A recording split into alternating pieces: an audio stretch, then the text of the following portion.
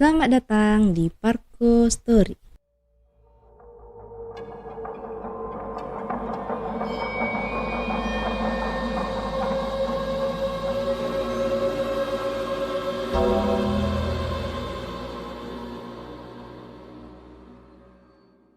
Hari ini kita akan membahas sebuah cerita yang dikirim dari teman kita melalui DM Instagram. Sebut saja namanya Joni. Ini akan kita samarkan semua ya guys, baik namanya, nama-nama anggota, tempat, wilayah, maupun nanti nama daerah setempat ya guys, demi menjaga privasi dan kenyamanan dari si Joni ini. Di awal bulan September, di mana si Joni dan keenam temannya ini yang terdiri dari 5 orang laki-laki dan 1 orang perempuan. Yang pertama si Joni ini sendiri, yang kedua ada si ahli pendaki namanya si Panjul, dan yang ketiga ada si pemula namanya si Codot. Ini yang 3 ini diingat ya guys. Si Joni ini yang akan memiliki cerita ya guys, dan si Panjul ini dia ini sudah beberapa kali atau sudah sangat berpengalaman dalam melakukan pendakian, karena dia ini udah sering melakukan pendakian ke berbagai daerah gitu ya guys. Dan yang terakhir itu si Codot. Si Codot ini tuh baru pertama kali melakukan pendakian ya guys. Ingat ketiga nama ini ya guys ya. Jadi bermula di awal September, keenam anggota ini merencanakan dan mendiskusikan akan kepergian mereka untuk mendaki di akhir September. Mereka mendiskusikan di mana mereka akan mendaki, bagaimana perlengkapan mereka, bagaimana kendaraan mereka, dan sebagainya. Jadi singkat ceritanya mereka memutuskan untuk pergi di tanggal 27 September 2016. Di tanggal 23 September 2016, si Joni dan keenam temannya ini telah setuju untuk berkumpul di tempat mereka biasa nongkrong. Di tempat itu mereka melakukan prepare seperti melakukan pengecekan barang, pengecekan makanan untuk logistik mereka, maupun kendaraan dan anggota-anggota apakah mereka sudah cukup semua atau belum. Di saat mereka sudah merasakan semuanya cukup dan semuanya aman, mereka segera melakukan perjalanan menuju kota X, di mana di kota X itu mereka akan memulai pendakian mereka. Dari tempat nongkrong mereka tadi, mereka berangkat jam 5 sore menuju ke kota X tersebut, di mana mereka ini mengendarai sepeda motor. Dari tempat nongkrong mereka tadi menuju kota X itu ada sekitar 1,5 jam perjalanan.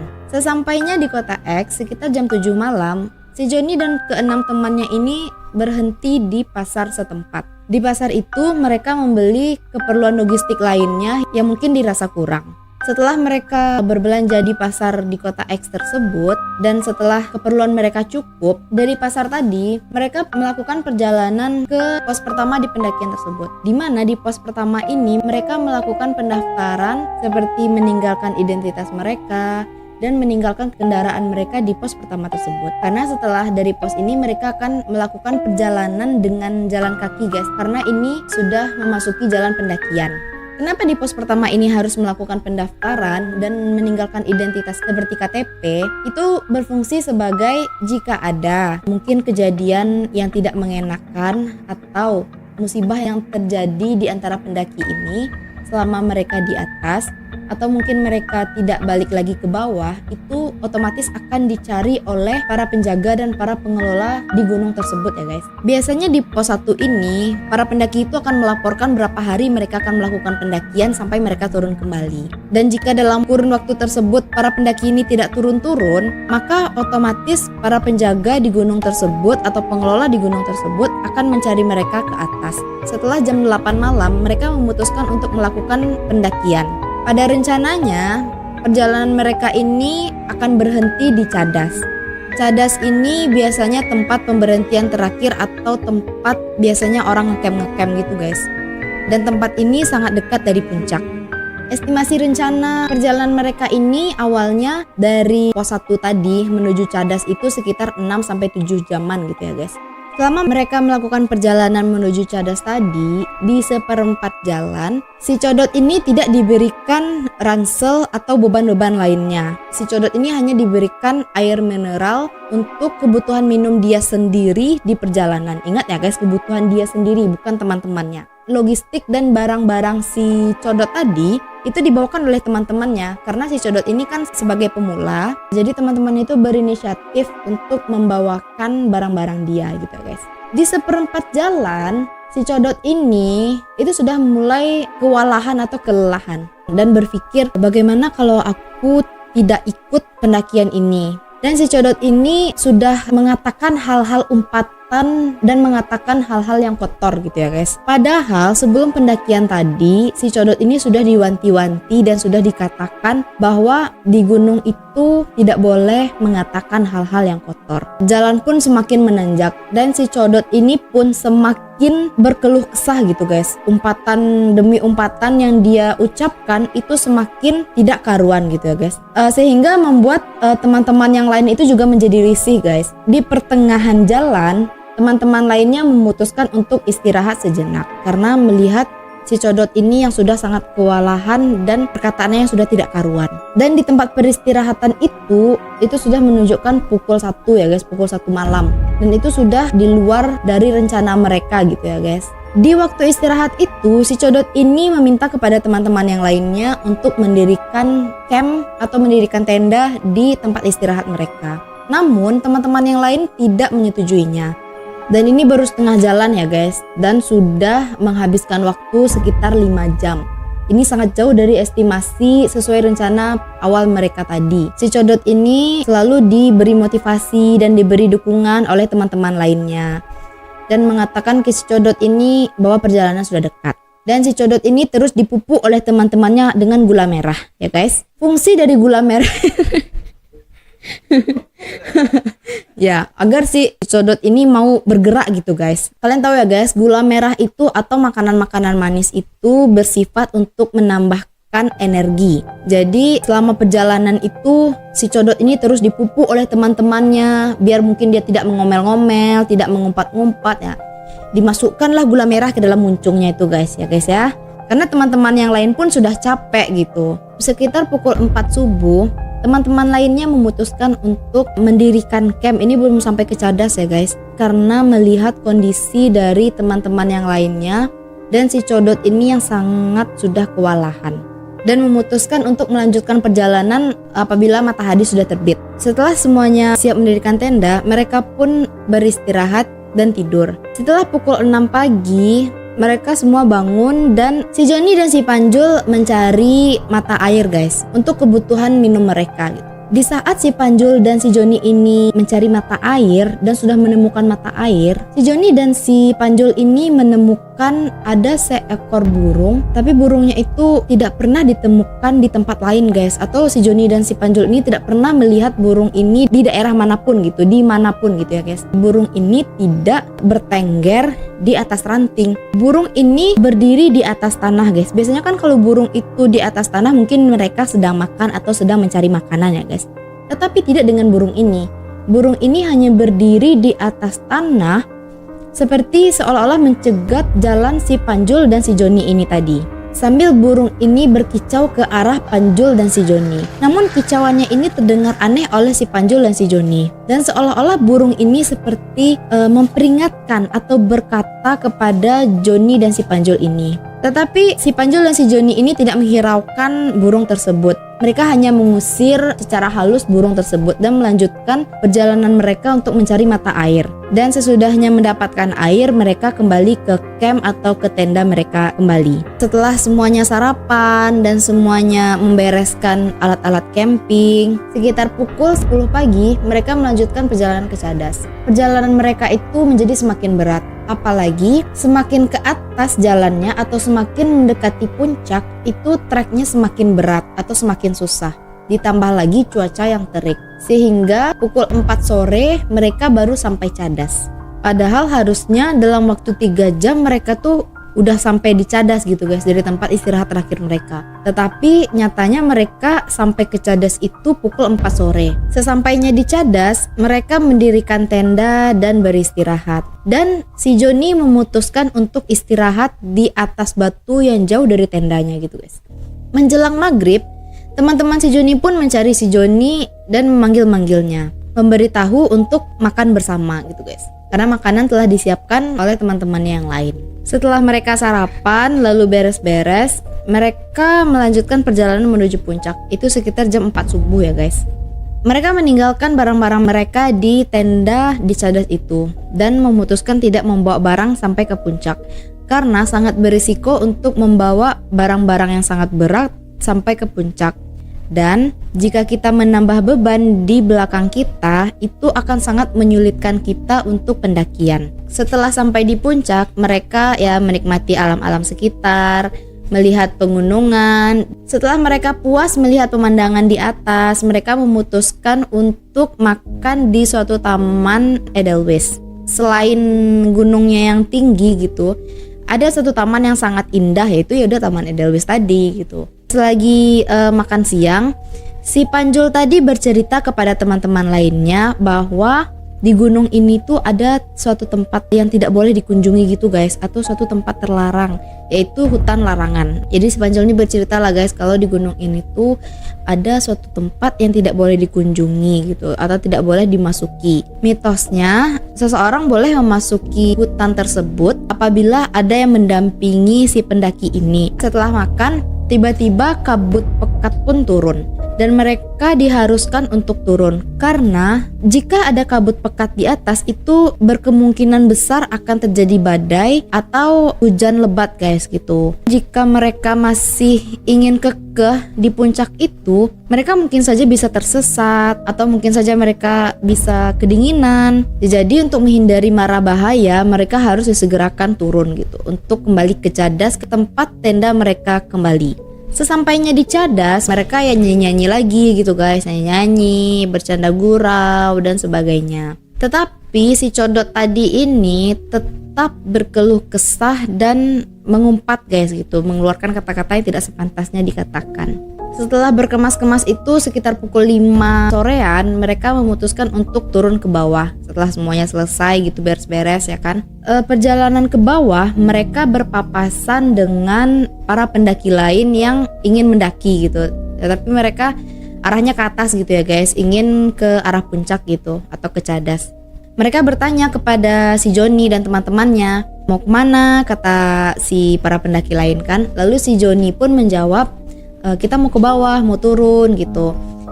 Dan si pendaki lain pun menjawab, apakah tidak terlalu sore? Bagaimana jika sesudah maghrib saja turunnya? Tetapi si Joni pun dan teman-teman kekeh ingin melanjutkan perjalanan.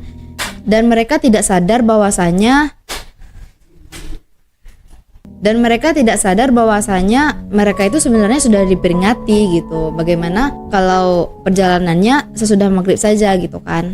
Di pertengahan jalan, azan maghrib pun berkumandang. Joni dan teman-temannya istirahat di sebuah pohon yang sangat besar gitu ya guys. Mereka duduk di bawah pohon itu dan ingin melanjutkan perjalanan itu rencananya sesudah azan maghrib.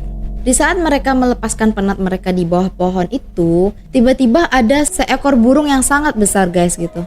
Saking besarnya burung ini, kibasan dari sayap burung ini pun bisa membuat ketujuh anggota ini merasakan angin yang sangat kencang gitu guys. Dan suara dari burung ini sangat nyaring gitu. Saking nyaringnya, pembicaraan antara satu anggota dengan anggota lainnya itu tidak terdengar guys, saking kerasnya suara dari burung ini gitu. Mitosnya, jika melihat burung ini itu merupakan pertanda bahaya. Mitosnya, jika burung ini muncul di hadapan kita, itu berarti memberikan suatu tanda atau sesuatu yang buruk akan terjadi. Lalu setelah burung itu pun pergi, semuanya itu merasakan hawa ketakutan gitu guys. Dan ditambah lagi, suasana di saat itu sudah mulai remang-remang. Ya perantara dari sore ke maghrib atau perantara dari sore ke malam itu kan suasana remang-remangnya gitu ya guys. Lalu ingat kan si Atun tadi, yang satu-satunya cewek yang mendaki di gunung itu di antara kelompok orang ini. Dan si Panjul memutuskan untuk turun terlebih dahulu gitu di antara teman-teman yang lainnya. Karena si Atun ini ingin mengejar sholat di pos 1 gitu ya guys. Setelah selang 10 menit si Atun dan si Panjul tadi berjalan duluan, si Joni pun mengikuti temannya yang 2 tadi, bermaksud untuk menyusul. Sedangkan yang 4 lainnya masih ingin beristirahat. Di pertengahan jalan, si Joni melihat ada gubuk kecil di sebelah kirinya dan di dalam gubuk itu ada meja kecil dan tempat duduknya. Dan di sana Joni melihat ada bapak-bapak tua atau kakek-kakek tua yang sedang duduk di dalam gubuk tersebut dengan memakai topi caping atau kayak topi petani itu guys yang runcing itu, sambil memegang lampu semprong sebagai penerangan kakek itu. Lalu si bapak itu bertanya kepada si Joni, mau kemana nak? Katanya.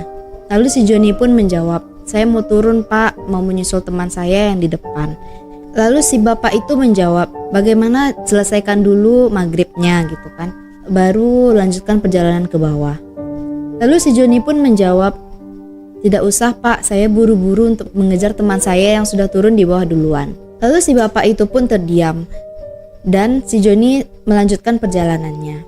Selang beberapa menit si Joni pun bertemu dengan si Atun dan si Panjul tadi. Dan 4 anggota lainnya pun sudah hampir mendekati si Panjul, Atun, dan si Joni. Di pertengahan jalan mendekati pos 1, mereka memasuki jalan yang kiri kanannya itu terdapat batang bambu yang sangat tinggi. Cuman batang bambunya tuh tersusun rapi guys. Kalian bisa membayangkan kan kalau batang bambu tersusun rapi itu kan ada jarak-jarak tersendiri gitu. Kayak masih bisa dilihat jarak-jarak bambunya gitu guys. Ada sela-sela di bambunya gitu, di jambu.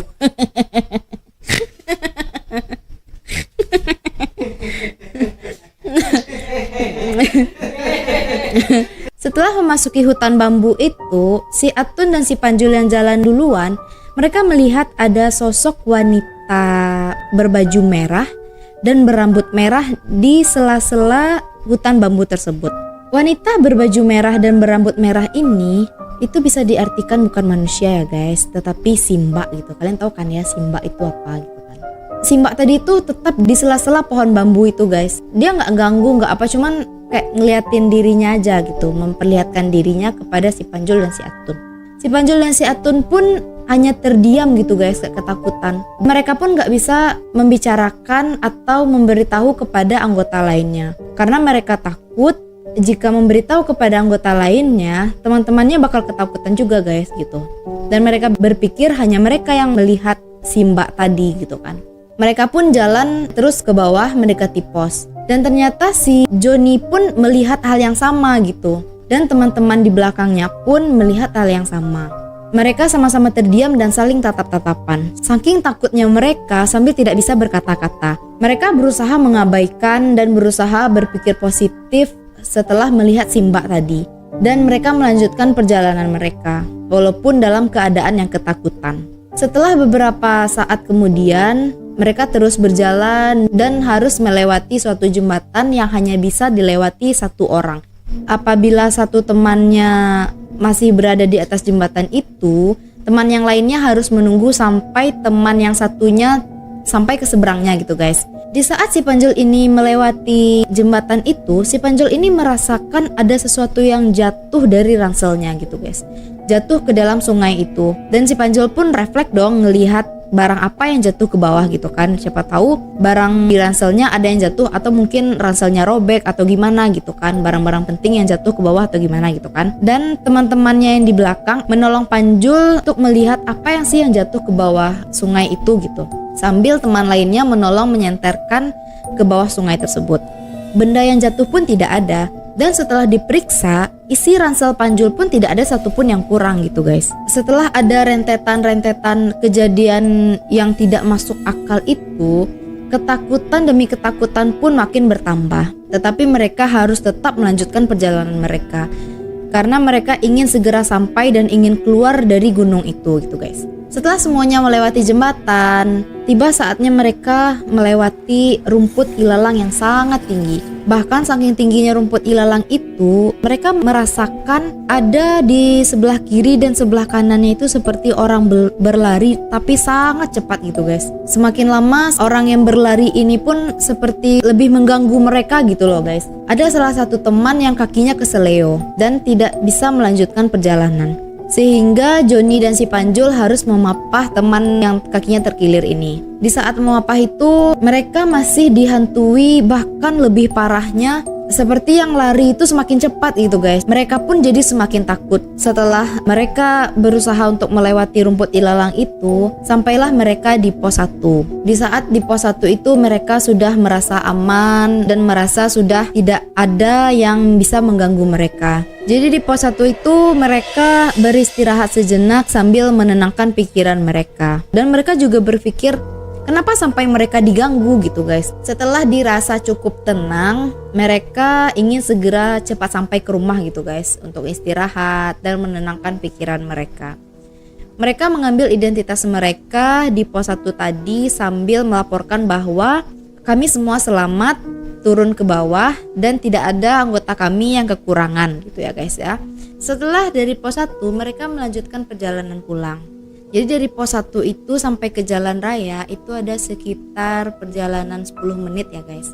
Dan di perjalanan itu motor si Codot tadi yang berkata-kata kasar tadi, lampu motor si Codot ini mati mendadak guys gitu. Dan si Codot ini masih berpikiran ya mungkin motornya emang kebetulan lagi rusak gitu kan, atau emang lagi apesnya aja gitu kan. Dan mereka masih berpikiran positif dan tetap melanjutkan perjalanan. Tetapi selang beberapa menit kemudian tiba-tiba lampu speedometer motor si Codot pun mati. Lalu mereka tetap melanjutkan perjalanan sambil berharap tetap selamat sampai perjalanan ke rumah gitu ya guys. Belum sempat sampai ke jalan raya, tiba-tiba motor Codot pun mati guys. Sekarang motornya yang mati ya. Dan otomatis nggak bisa dong melanjutkan perjalanan, sehingga teman yang lainnya harus mendorong motor si Codot gitu sampai ke persimpangan jalan raya. Setelah di persimpangan jalan raya, tiba-tiba motor si Codot ini tiba-tiba hidup guys gitu, dan seperti tidak ada masalah apapun. Yang tadinya lampunya mati sekarang udah baik-baik aja gitu, nggak ada kerusakan apapun gitu. Lalu mereka tetap berpikiran positif dan segera melanjutkan perjalanan pulang. Di saat perjalanan mereka pulang itu kan berarti ada 1,5 jam lagi untuk sampai ke rumah salah satu temannya atau tempat titik berkumpulnya kembali gitu guys. Setelah 15 menit perjalanan, tiba-tiba si Joni melihat ada sosok anak kecil. Tiba-tiba anak ini melintas di jalan raya itu guys. Walaupun si Joni sudah melakukan rem dadakan, dia tetap tidak bisa mengelakkan tabrakan dengan anak itu gitu. Sehingga si Joni berhenti mendadak di jalan itu. Setelah Joni berhenti, Joni memeriksa dong bagaimana keadaan dari anak tersebut yang ditabraknya tadi. Karena si Joni merasakan tabrakan itu sendiri gitu. Si Joni pun melihat bagaimana kondisi anak tersebut.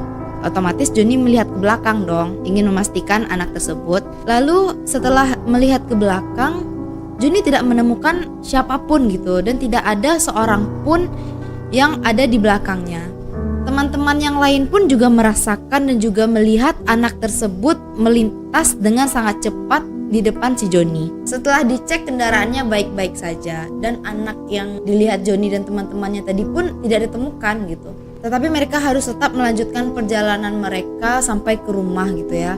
Sambil mereka terus berdoa selama di perjalanan, dan akhirnya setelah 1,5 jam perjalanan mereka sampai di base camp di awal tempat mereka berkumpul tadi. Setelah sampai di base camp tadi, si Joni dan teman-temannya beristirahat sambil bercerita tentang apa sih yang mereka alami tadi dan apa penyebabnya.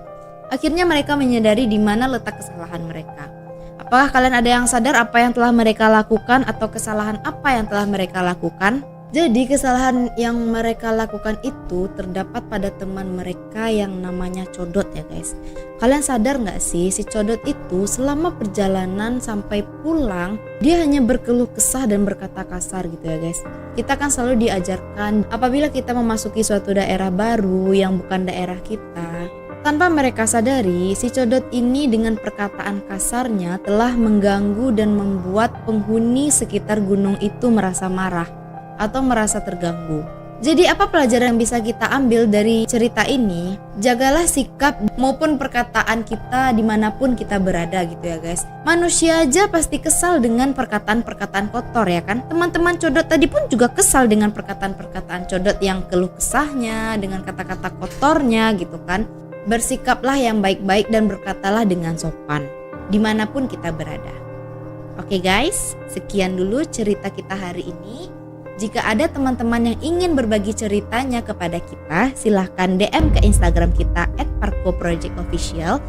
Dan jangan lupa subscribe, like, dan nyalakan lonceng notifikasinya agar video-video kita terbaru masuk ke dalam notifikasi kalian. Bye!